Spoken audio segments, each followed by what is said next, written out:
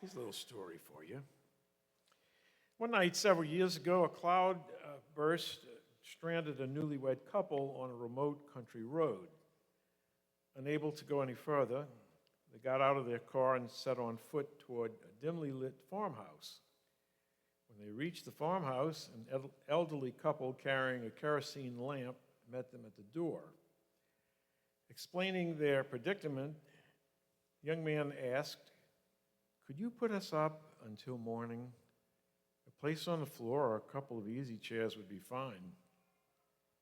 Just then, a few grains of rice slipped from the young lady's hair and fell to the floor. The elderly couple glanced down at it and exchanged a knowing glance. "Why, surely, children," said the elderly woman. "We just happen to have a spare bedroom. You get your things from the car while my husband and I freshen it up a bit." Next morning, the newlyweds got up early and prepared to leave without disturbing the elderly couple. They dressed quietly, put a $20 bill on the dresser, and tiptoed down the stairs. They opened the door to the living room. They found the old couple asleep in chairs. They had given the newlyweds their only bedroom.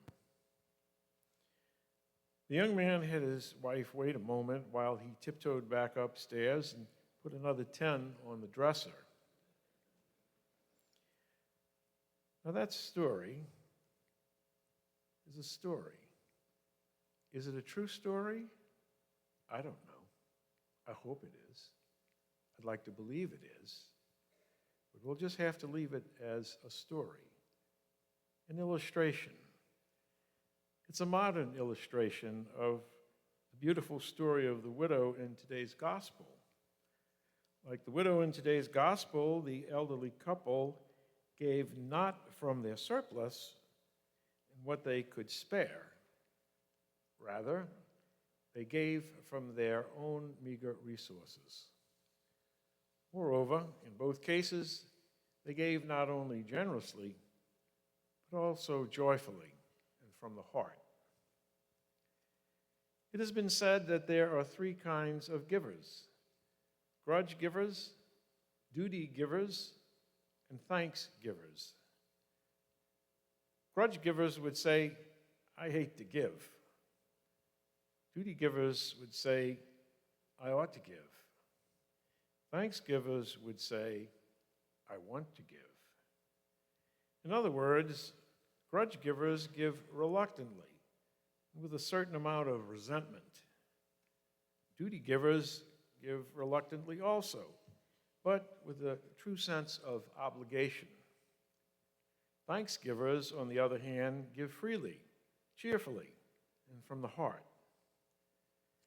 The story of the widow in today's gospel and the story of that elderly couple in the farmhouse are both beautiful examples of thanksgivers. Neither gave under constraint, neither gave under obligation. Both gave from the heart. Now, the two stories invite us to ask ourselves, how do we give? Do we give grudgingly? Do we give dutifully? Or do we give because we want to?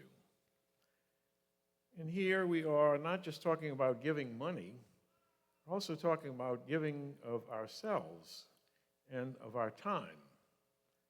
For example, how do we give ourselves and our time to God in Sunday worship and daily prayer?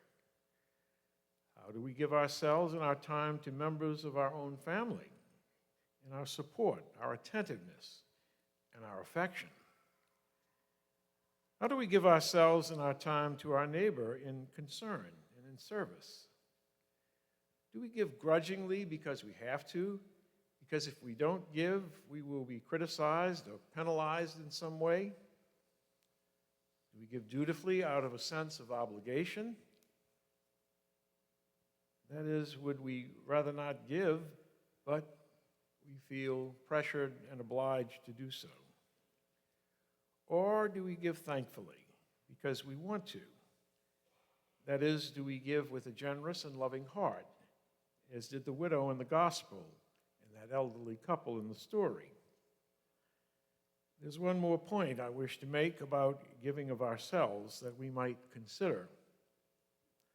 It is that we can give of ourselves in many and different ways to others.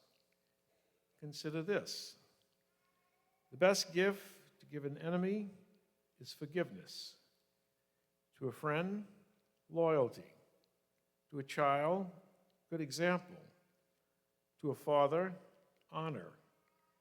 To a mother, our heart. And to a neighbor, our hand.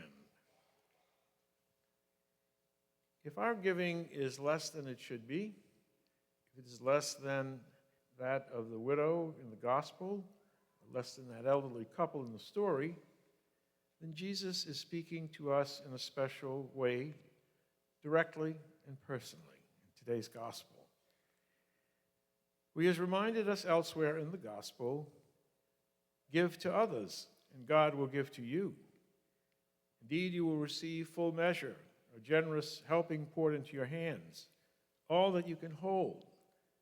The measure you use for others is the one that God will use for you. I'd like to close with this brief little, kind of silly little meditation on how God gives so generously to us. We ask for a flower. God gives us a bouquet. We ask for a drop of water. God gives us an ocean. We ask for a grain of sand. God gives us a beach. We ask for a blade of grass. God gives us a lawn. We ask for something to eat. And God gives us his own body and blood.